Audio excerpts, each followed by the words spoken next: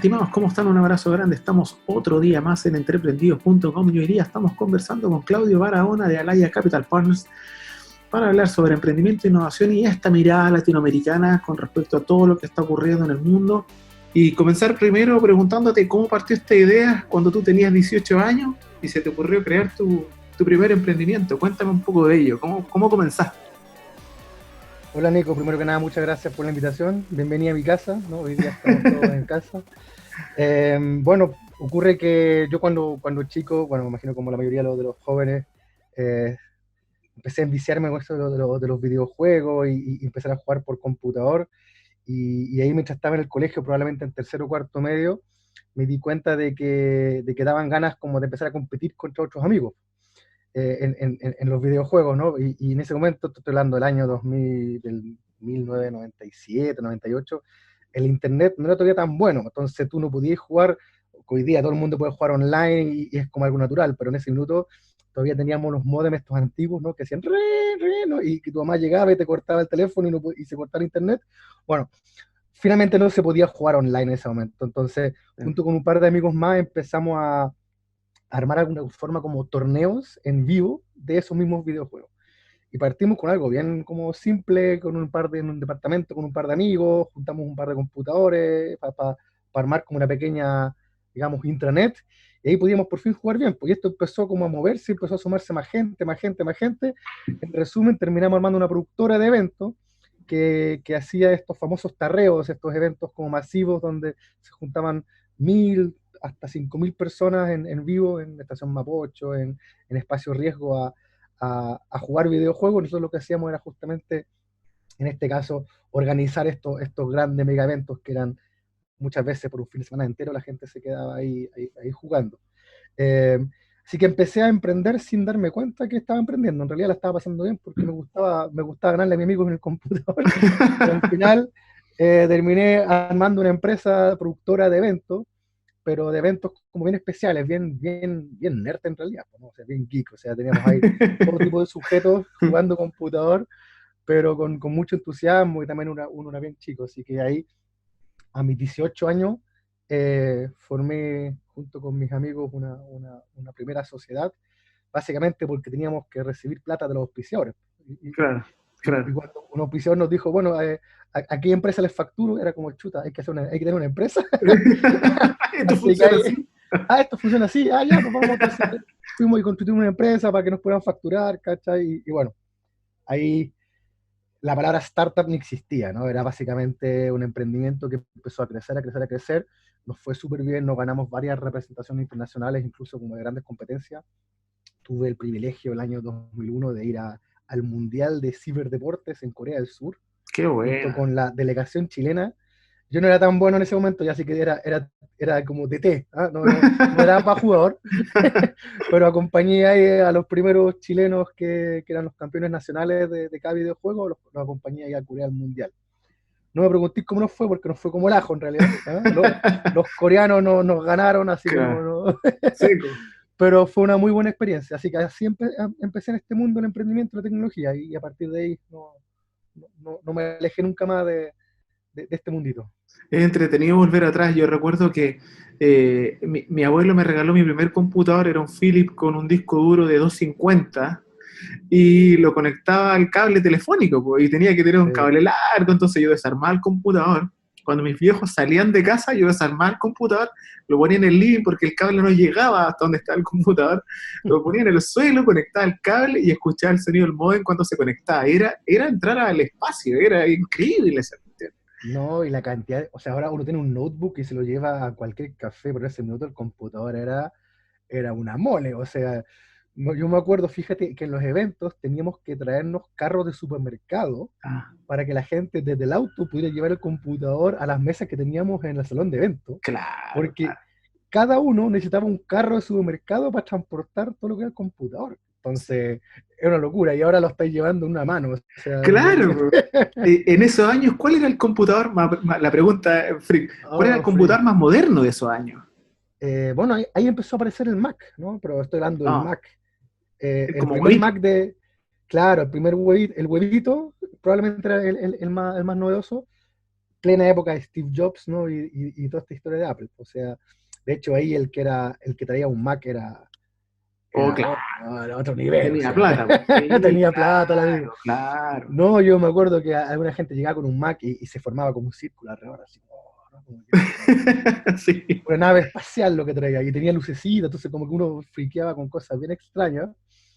Eh, Y la conexión entre los computadores era por cable red. Yo súper... sí, por ese minuto lo hacíamos, nosotros creamos nuestra propia como intranet, ¿no? Vale, Y vale. teníamos ahí, imagínate, estación Mapocho y justo el medio como una nave espacial de puros cables, así, cosas, al que se conectaba teníamos nuestra propia red y por eso podíamos, digamos, jugar en buenas condiciones, porque en esa época el internet no daba para jugar en línea, o sea, era terrible. No se podía, era, No, no, no hay velocidad. no era ni un mega, era menos de un mega por segundo. Y si tú querías jugar realmente bien, necesitáis tener buena conexión, porque obviamente, no sé, en un juego de disparo, si estoy con mala conexión y te disparo y tú ya pasaste hace rato ya, Sí, caminando por ahí, claro. entonces no podí, pues, pero por eso también tenía mucho sentido esta empresa, este emprendimiento que creamos, porque daba la oportunidad justamente de hacer una competencia, ¿no? Y al final nosotros veíamos los videojuegos como un deporte, y había mucha gente que le gustaba este deporte y se dedicaba y quería ser profesional y querían dedicarse a esto, y bueno, hoy día ya los esports es todo un Es todo movimiento, mutuo, sí, te lo voy a preguntar. es una de las grandes industrias hoy día, y yo veo, claro, están con canales tipo ESPN transmitiendo estas cuestiones y con super eventos. Eh, Nosotros partimos hace 20 años y era otra cosa, pues era Sí, totalmente amateur. sí. ¿Cuál era tu juego favorito? El mío, Wolfenstein. Wolfenstein Wolfenstein, 3D, y de ahí pasamos a un Doom, clásico. y de Doom a Quake, y ahí quedé. Hasta ahí llegué. Que hasta Quake llegaste. Y en la No, mitad pasé por Motor Racer, y listo, y ahí sería. yo era un jugador de estrategia, yo jugaba StarCraft. StarCraft, StarCraft. que era un juego de estrategia de tablero, Sí. ambientado en el espacio. No, ese era mi fanático. Y yo ahí llegué a tener hasta un gran nivel, digamos, hicimos un equipo, eh, competimos en varias ligas internacionales, llegamos a semifinales de la Copa América, imagínate la Copa América. Qué bueno. Nos Qué ganaron los bueno. brasileños, así que bueno, eh, lo recuerdo con grande, con mucho amor toda esa época. Y de ahí partieron a hacer esta empresa y aparece Telefónica en el camino. Cuéntame cómo se produce este. Bueno, a Telefónica aparece un año después. Después yo me fui trabajé fíjate una cosa bien interesante, pero mientras yo hacía esta empresa, yo estaba estudiando ingeniería civil en la Universidad de Chile y estaba emprendiendo y con esto y estudiando a la vez ingeniería. Tuve que congelar 2 años porque efectivamente la pega, digamos, la empresa estaba eh, pidiendo mucho más tiempo del que yo podía dar, ¿no? Mm, Me pasó, hay varias historias bien interesantes con los profesores que pensaban que esto era un hobby, que yo con mis jueguitos, ¿no? claro, Y estaba con eventos que tenían, no sé, auspiciadores por 100 millones de pesos, ¿cachai? Y dicen, oye, claro. deja los jueguitos, vente a dar las Para pruebas. estudiar. Sí, pues esa época tampoco era muy bien visto, digamos, emprender y estar en la universidad al mismo tiempo. Así que en algún minuto yo decidí dejar la empresa, dejar mi emprendimiento para terminar la carrera, porque Ya. efectivamente era imposible combinar ambas cosas. Entonces vendí mi parte de la empresa, tuve una buena venta. Hoy día esa empresa se llama Smart Games, que es una empresa que lo que hace es un montón tiene una tienda de videojuegos. Y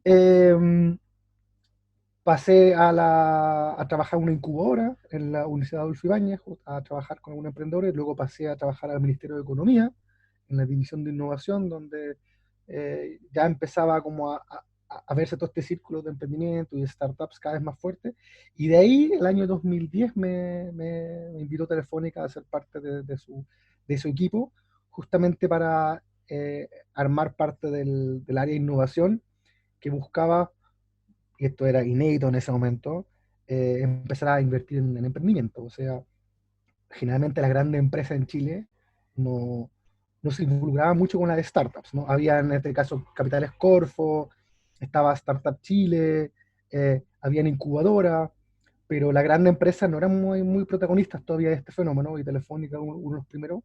Así que ahí me invitó a ser parte, lo encontré súper entretenido porque dije, mira, yo creo que efectivamente las grandes empresas tienen que jugar un rol súper fundamental en este ecosistema, ¿no? Son probablemente no solo buenos inversores, sino que son también muy probablemente grandes consumidores de innovación de las startups y también, ¿por qué no?, futuros compradores de estas empresas, ¿no? O sea, mucho exit de a quién le puedo vender mi startup va finalmente a una gran empresa que justamente quiere renovarse.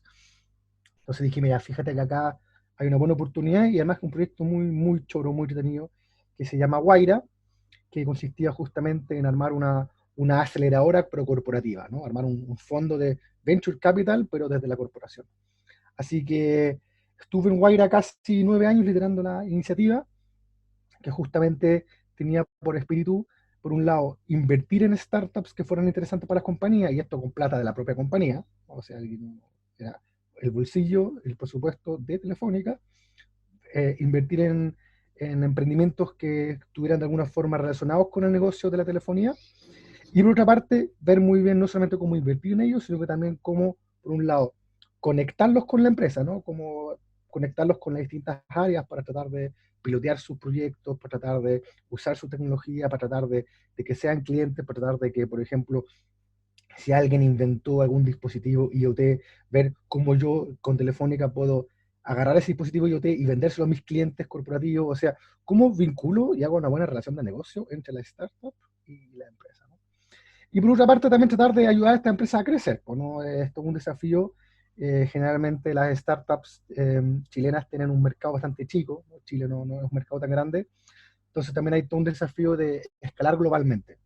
Y ahí, nuevamente, creo que la gran empresa tiene una gran ventaja, muchas veces una multinacional, está en muchos países, entonces podíamos ayudar a crecer a estas startups a otros países justamente de la mano de Telefónica, ¿no? Que ya tenía oficinas en esos lados. Entonces, fue una experiencia bastante interesante y muy también eh, satisfactoria porque finalmente ya a los 4 o 5 años que nosotros empezamos a hacer esto, empezaron también a aparecer cada vez más otras grandes empresas invirtiendo y apostando por emprendedores, entonces mostraba que no estábamos tan locos y hoy día hay también esto un fenómeno ya, ¿no? De que las grandes empresas hacen lo que se llama el corporate venturing, que es justamente trabajar junto con startups e invertir en esas compañías. En estos ya casi 10 años que fueron todo tu proceso en Telefónica, nosotros tenemos gran audiencia en Latinoamérica. Si te pudiera preguntar una frase característica de cada país, de lo que tú rescatas de los emprendedores mexicanos, peruanos, argentinos, brasileños, ¿cuál sería tu mini resumen de cada región? Mira, yo creo que antes de decirte como una frase por país, yo creo que en la región hay que como que desmenuzarla. Lo primero que voy a hacer es que voy a agarrar Brasil y lo voy a sacar, chup, fuera. Brasil es como un continente aparte, es como que fuera Australia. Justa. Imagínense que uno como que cortara a Brasil, lo llevara para el lado y estuviera flotando ahí, ¿vale? Porque Brasil, si bien está en Latinoamérica, es una historia completamente distinta a todo el resto. Sí. Si tú ves cualquier tipo de indicador de innovación económico, etcétera, Brasil es un mundo por sí solo. De hecho, Y sociológico y cultural, ¿ah? y todo. Y fíjate que un emprendedor brasileño muchas veces le basta con satisfacer el mercado brasileño. O sea, en Chile uno siempre dice, oye, hay que ser global, hay que ser global, hay que ser global. Mentira, en Brasil dicen, hay que ser Brasil, Brasil, Brasil, porque con eso ya estoy, que ya tengo suficientes clientes. Entonces, el brasileño es una mirada muy, muy local y, oye, si yo me como un proyecto y un buen negocio en el mercado brasileño, ya soy lo suficientemente grande, ¿no? Para después volverme loco. Entonces, Brasil es un monstruo y también tiene, llamémoslo, una particular muy propia del brasileño en hacer negocio, en emprender, en innovar. Entonces, es algo completamente distinto, lo sacaría. Luego nos quedamos con el restito, ¿no? O sea, que de hecho es casi el mismo tamaño que Brasil, o un poco menos, donde yo también lo dividiría, ese resto lo dividiría nuevamente en dos. Uno México y el resto es Rest of America. ¿Okay? Claro.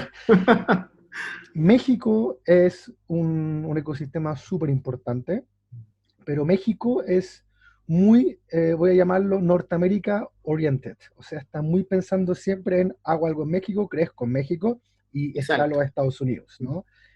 La mentalidad del mexicano siempre es muy como le vendo algo a un gringo, están siempre pensando en eso y como son los vecinos, están muy cercanos a eso.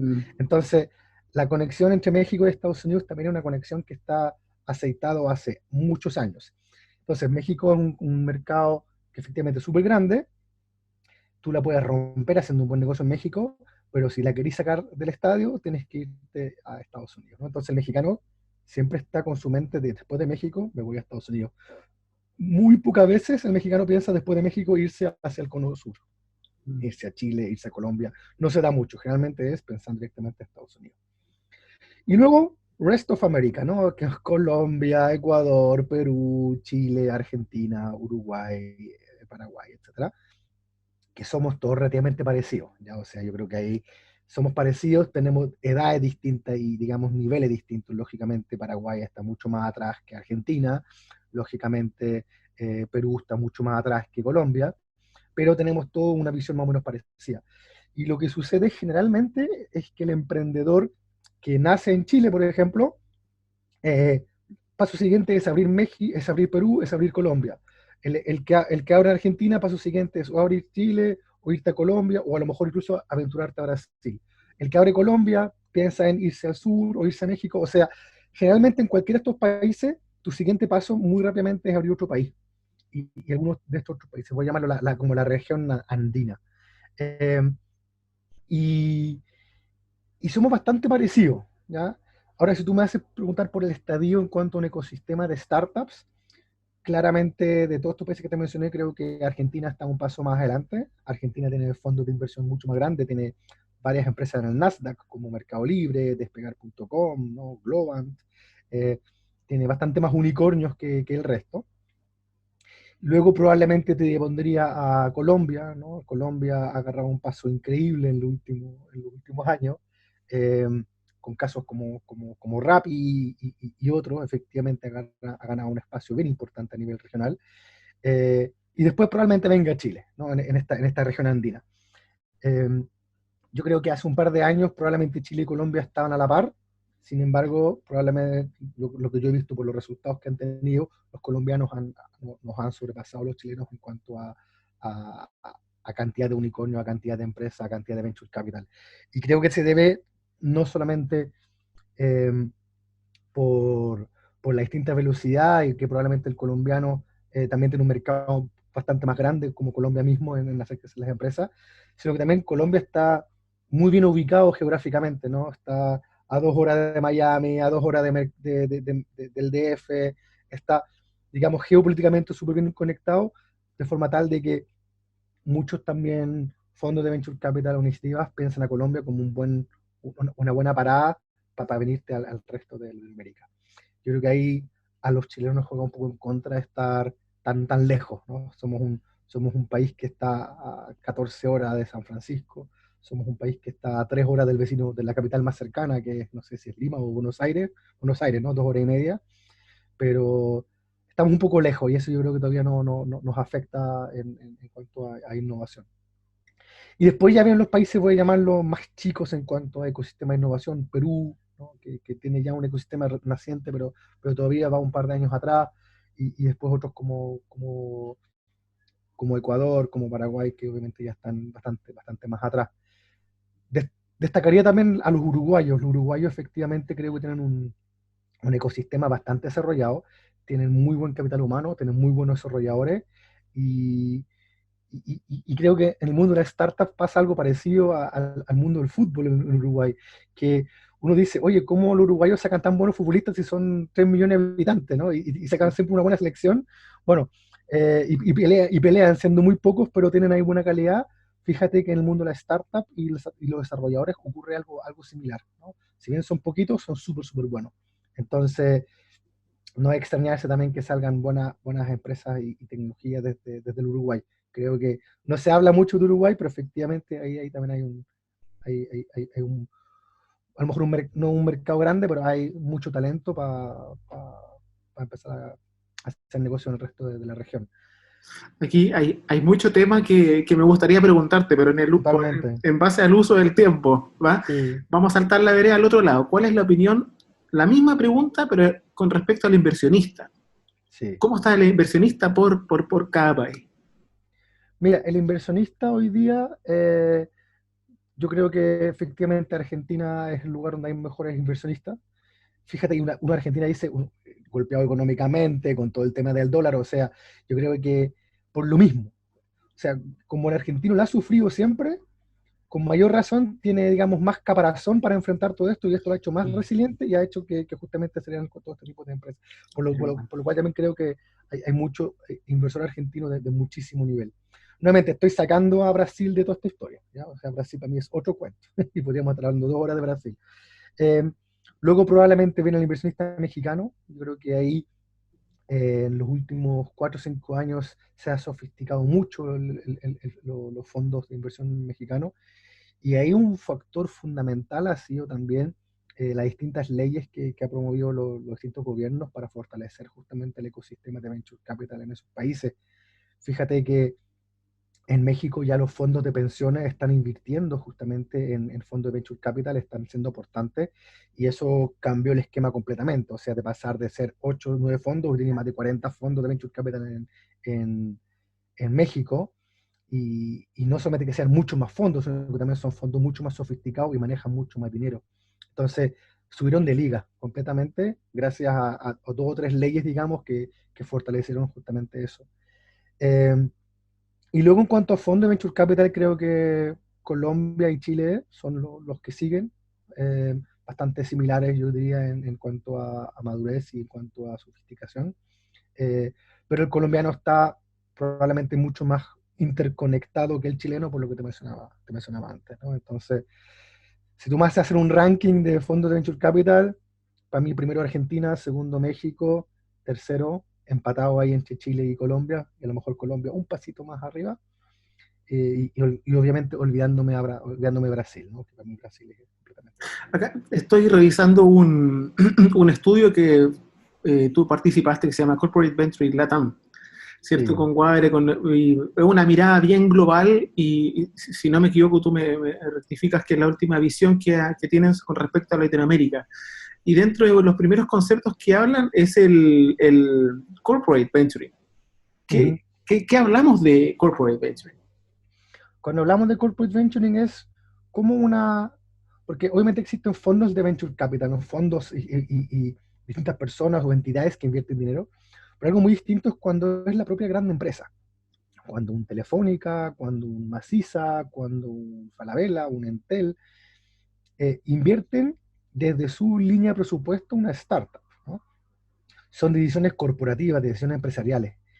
Y ahí hay todo un fenómeno porque efectivamente las grandes empresas se han dado cuenta de que ya no pueden innovar solos. O sea, ya hoy día la innovación ocurre en cualquier lado y ocurre también fuera de sus muros, ocurre fuera de su empresa.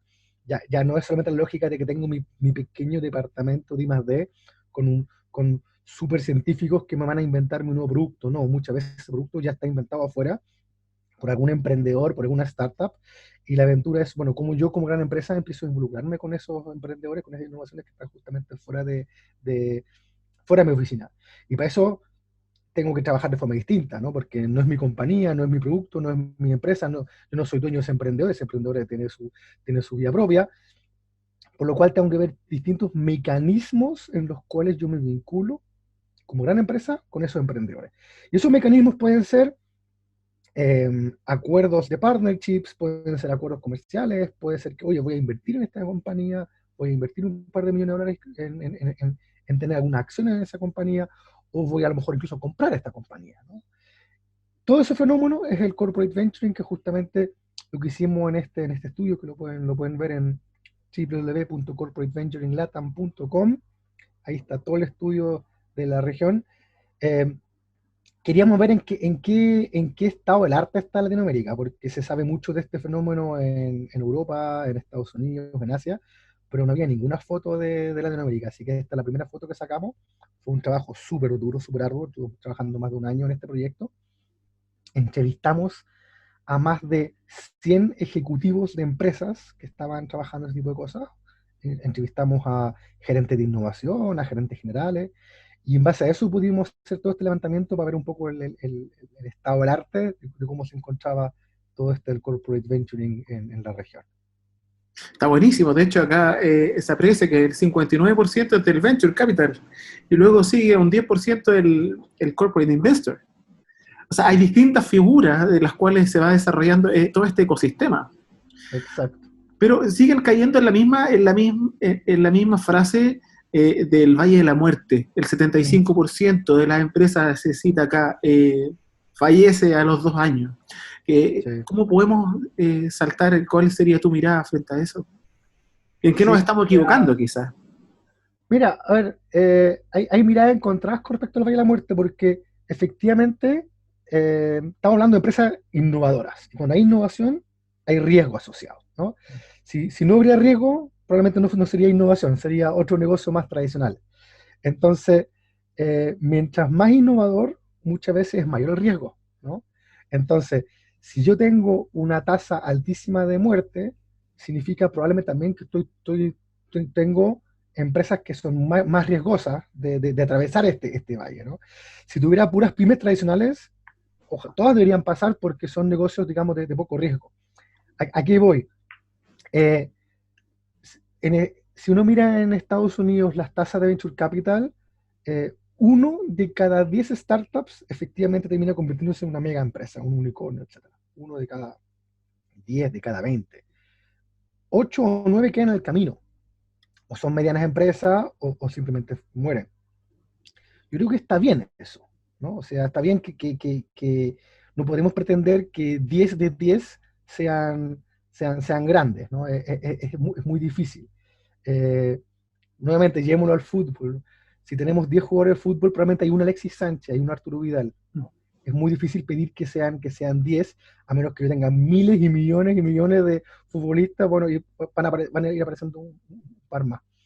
Entonces, es bueno también de que empresas que no le están dando la vuelta fallen. El fallo muchas veces es algo que está mal mirado, ¿no? Oye, fallé, fracasé, no anduve, y como que uno queda como con estigma.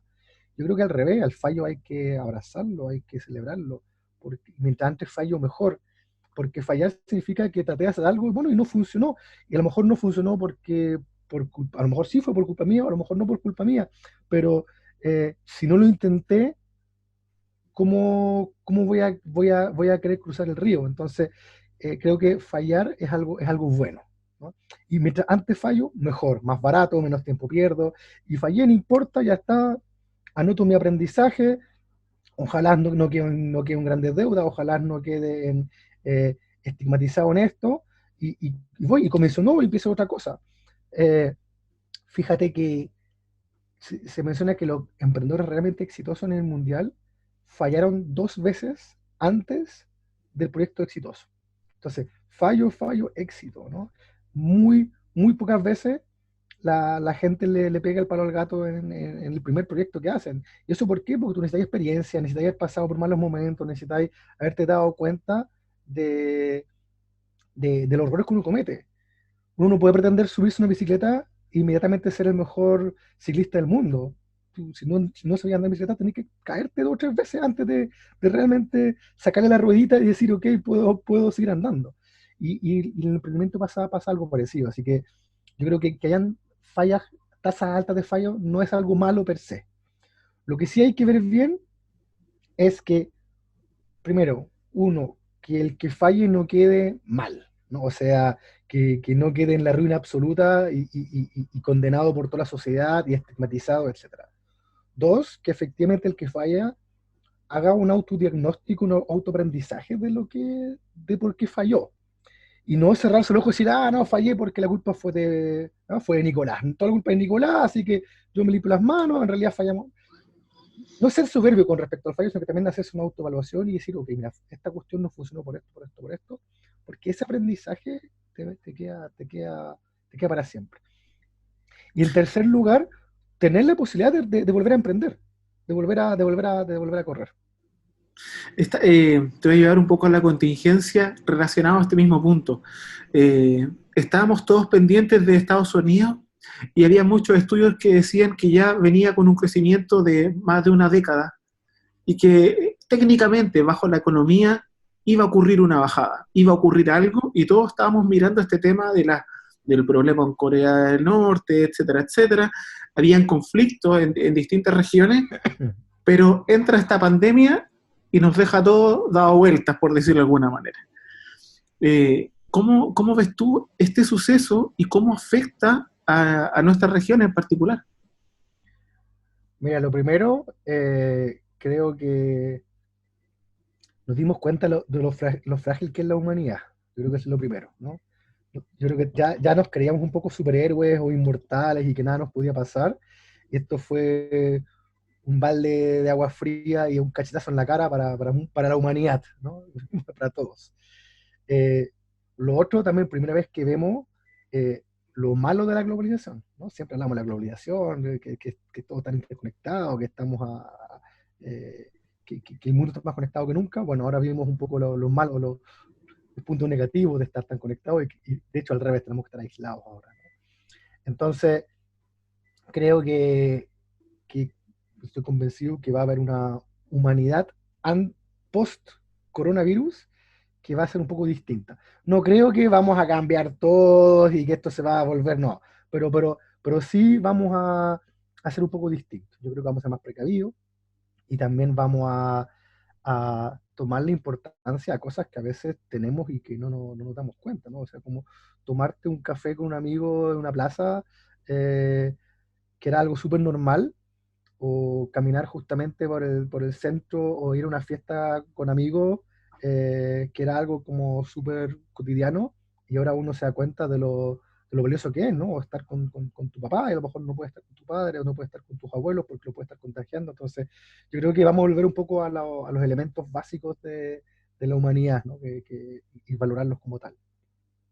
Y en cuanto a lo que tiene que ver con este mundo más económico, digamos, startups y tecnología, sin duda que también va a haber un cambio. O sea, hoy día ya hay un cambio. Muchas de las grandes de las empresas en este mundo están recortando planillas, están viendo bien cómo puedo sobrevivir la mayor cantidad de meses. Hoy día se habla de los 12 meses runway, es decir, cómo tengo capital suficiente y caja suficiente para sobrevivir 12 meses. Y no hablo de 3 ni de 2 porque hay que ser pesimista y decir, ok, esta cuestión por lo menos va a durar un año, a lo mejor no encerrado, no en esta dinámica, pero tengo la tranquilidad de que tengo por lo menos un año para pagar sueldos a la planilla mínima que necesito. Entonces hoy día hay que, nuevamente, volver a lo básico, ¿no? Ponerse también foco. Muchas startups y muchas empresas están haciendo un montón de cosas y decir, ¿sabéis qué? Voy a dejar de joder con estas cosas que estoy haciendo y voy a enfocarme en lo realmente importante. Entonces, todo eso yo creo que está ocurriendo. Y lo otro es que efectivamente ahora eh, hay falta de capital, o sea, la liquidez hoy día es rey, y eso, la liquidez desde el bolsillo de cada uno, ¿no? Uno mismo está pensando, chuta, mis ahorritos, cómo los manejo muy bien, cómo me prendo un poco el cinturón, eh, cómo trato de aplazar ciertos créditos. Bueno, eso ocurre también en las empresas, en las startups.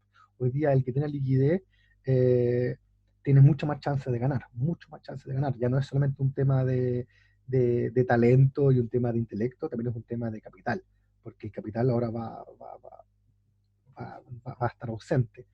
Eh, y al mismo tiempo es una tremenda oportunidad. Fíjate que siempre se ha contado que las grandes fortunas de los grandes inversionistas y empresarios a nivel mundial, ¿no? En los momentos difíciles donde salen de compras, ¿no? Donde bajan los precios y empiezan a meterse en las apuestas, en las oportunidades, y siempre hay historias de emprendedores y empresarios que se hicieron ricos en los momentos más difíciles de la humanidad, ¿no? La Segunda Guerra Mundial, la burbuja.com, eh, en el 2010 con todo el tema de la burbuja inmobiliaria. Entonces, veamos el lado positivo. Yo creo que van a surgir un par de buenas empresas en este momento que supieron darle la vuelta y que no se quedaron llorando en la casa, sino que dijeron, oye, mira, ¿sabes qué? Esto hay que aprovecharlo. Fíjate, en la 2009-2010, cuando vino esta crisis, ¿no? Del tema inmobiliario, Sí. nacieron Uber, nació Airbnb, Mm. nació Pinterest, empresas que nacieron justo en el momento de crisis, justo en el momento de crisis, ¿no? Y tienen lógica. Airbnb, por ejemplo, bueno, la gente necesitaba plata, estaba dispuesto a arrendar una pieza. Antes a lo mejor no, porque no tenían necesidad económica. Entonces, ¿cómo nace Airbnb? En base a una necesidad colectiva, porque en un momento de crisis la gente estaba dispuesta a arrendar una pieza a algún visitante. Y así nace Airbnb. Hoy día es tremenda empresa. O Uber, ¿no? Tenía gente desempleada, producto de la crisis, que empezó a decir, bueno, entonces tengo que manejar un taxi, ¿no? Entonces, y hoy día uno dice, no, Uber, tremenda innovación, etcétera, pero volvamos al origen, un emprendimiento que aprovechó una oportunidad en un momento de crisis. Y de esos ahora van a ver. Lo difícil es identificarlo, lo difícil es uno también ver bien cómo puede aprovechar esa oportunidad, pero yo creo que definitivamente lo que no hay que hacer es lo que llamo el efecto tortuga, ¿no? Que ves una amenaza y te encerras en tu caparazón, te quedas guardado ahí esperando que la avalancha pase, porque, claro, vas a estar protegido, pero probablemente esa avalancha trajo algunas oportunidades que no lograste captar. De hecho, cuando al principio, antes de comenzar esta entrevista, tú me comentabas que tu visión es que gran parte del mercado se va a venir a Latinoamérica. Esa es una muy Sí, buena noticia. ¿Cómo crees tú que se va a generar ese proceso, ese cambio? ¿Por qué van a hacer? sí, mira, yo creo que a nivel inversiones de tecnología y en venture capital, si tú miras bien el mapa mundial, tienes a Estados Unidos, Israel y Europa con, voy a llamarlo, ecosistema súper resuelto. Entonces, ya con un montón de dinero dando vuelta, disculpa, y con un montón de actores, por lo cual cuesta más entrar en una nueva innovación, cuesta más ser parte de un deal realmente bueno. Las valuaciones de la empresa son cada vez más altas. Digamos, son mercados ya súper, hiper competitivos, donde ser un jugador importante es más difícil, ¿no? Entonces, ya los flujos de inversión empezaron a irse hacia otras latitudes. Y la primera latitud era China, ¿no? Porque obviamente China es un tremendo mercado, el más grande del mundo, viene creciendo a tasas increíbles, y si tú logras incorporar alguna innovación tecnológica que a lo mejor ya funciona en el mundo occidental, la metes en el mundo oriental y crece a unas tasas increíbles. Entonces, muchos fondos y muchos inversionistas empezó a irse a China con mucho éxito también. Pero ya China también ya se estableció todo un mundo ahí, todo un ecosistema. Entonces, irte hoy día a China ya es un poco tarde nuevamente, ¿no? O sea, a lo mejor haberte ido a China hace 10 años habría sido un golazo, y hace 5 también, pero hoy día ya está empezando también a ocurrir algo parecido a lo que ya es Estados Unidos e Israel, con algo súper robusto, y uno para tener oportunidades ahí cuesta cada vez más. Entonces, si el inversionista busca oportunidades, ¿dónde más puede ir? Tienes el resto de Asia, que son países súper distintos, complicados, ¿no? Indonesia, Tailandia, Singapur, que efectivamente ocurren cosas, pero uno como occidental a veces, y estoy hablando de un norteamericano, un europeo, dice, chuta, son mercados extraños, ¿no? Raros, como que no es tan cercano a mí, ¿no? Tienen costumbres y culturas muy distintas. África, ¿para qué hablar? ¿No? África está muchos años, mucho más atrás. Entonces, casi que por descarte te queda Latinoamérica.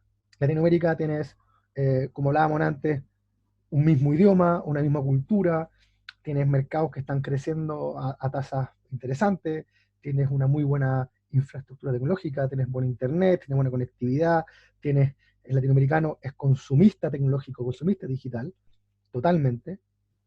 Fíjate una estadística, el otro día yo leí por ahí de que somos de los países que más, Chile es un país que más ocupa Waze por cantidad de habitantes. Mm. Chile, a nivel mundial, los países que más ocupa Waze por cantidad de habitantes. Somos de los top 1 Sí. también por cantidad de habitantes en uso de Spotify. Sí, es que Imagínate. el uso de Internet siempre ha sido tema para nosotros, siempre hemos estado conectados a Internet. Hay un tema Totalmente. social, ¿no? Yo creo que también pasa porque Estamos totalmente. Chile es muy largo, los del sur no conocen el norte, etcétera, etcétera, entonces como por obligación nos conectamos, ¿no? Y a nivel regional, o sea, el latinoamericano efectivamente es un consumidor de Internet y de tecnología bastante sofisticado, bastante avanzado. Entonces tienes, voy a llamarlo esta super sopa, que es, uno, otros mercados, otras regiones están saturadas, ¿no? Necesito irme a una región que no esté saturada, donde hay más oportunidades. Dos, una región con países relativamente similares y con un mismo idioma. Tres, altísimo uso de tecnología e Internet, ¿no? Y 4, cada vez más talento y startups e innovación y emprendedores surgiendo, ¿no? O sea, hay una camada, hay una afluencia de nuevos emprendedores que la están empezando a hacer.